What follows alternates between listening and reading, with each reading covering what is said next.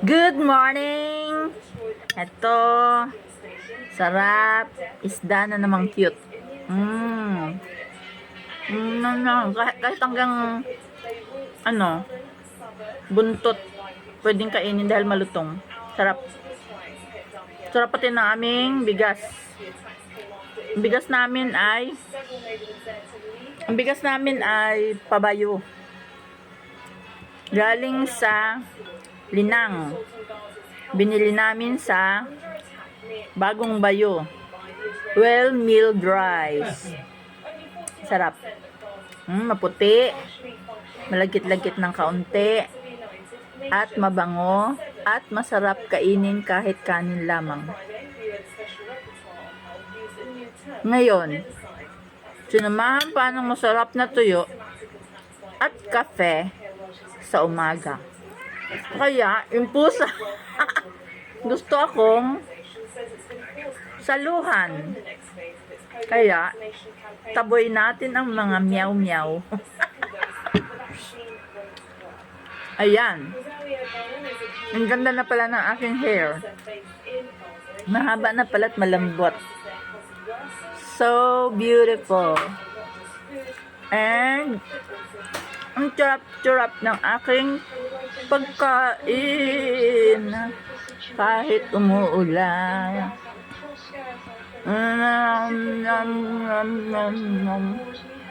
So beautiful hair.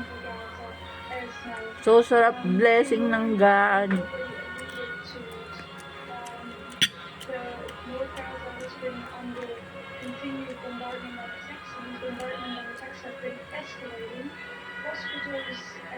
May buhok. Ayan. So, andito ko tayo ngayon sa pagkain ng masarap.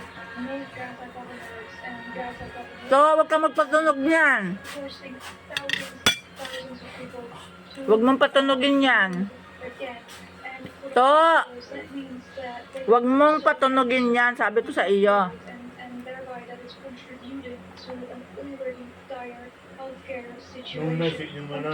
Huwag kang maingay.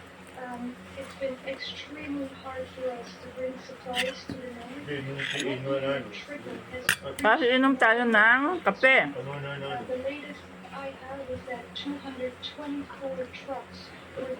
Oh. Ang sarap. Joke. It's a joke.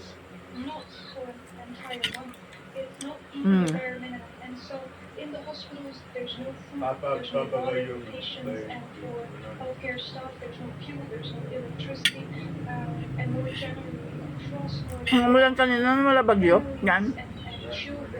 Kanina, mga 5:30. Takot ko. Kala ko yung baha na naman. Nabaha ang loob ng bahay, loob ng kwarto. Very bad. Nakakatakot.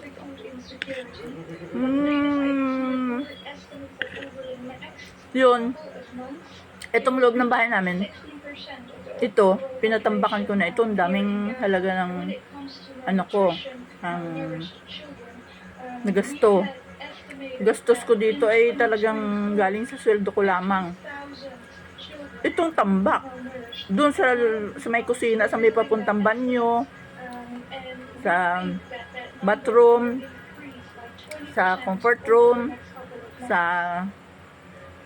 yun, liguan at saka yung CR. Tsaka yan, no, kusina.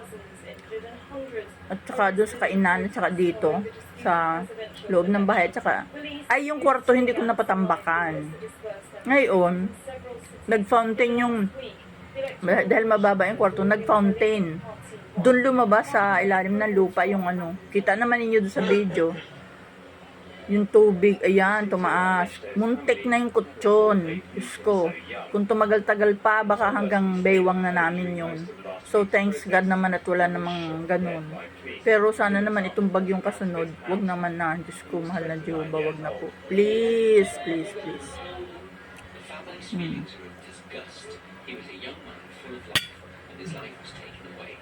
Police are meant to protect people, not kill people.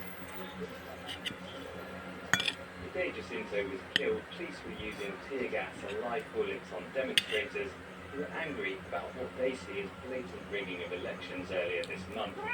Wag. Two senior opposition figures were shot dead. Rights groups say Jacinto's death is one of many cases of excessive police violence committed with the intention of intimidating and deterring people who protested against the disputed election results. Alam ninyo, Video shows police in Nyasa province using gunfire to disperse dati, opposition supporters. hindi ganito kalala ang baha dito sa amin sa Katanawan. Pero awan,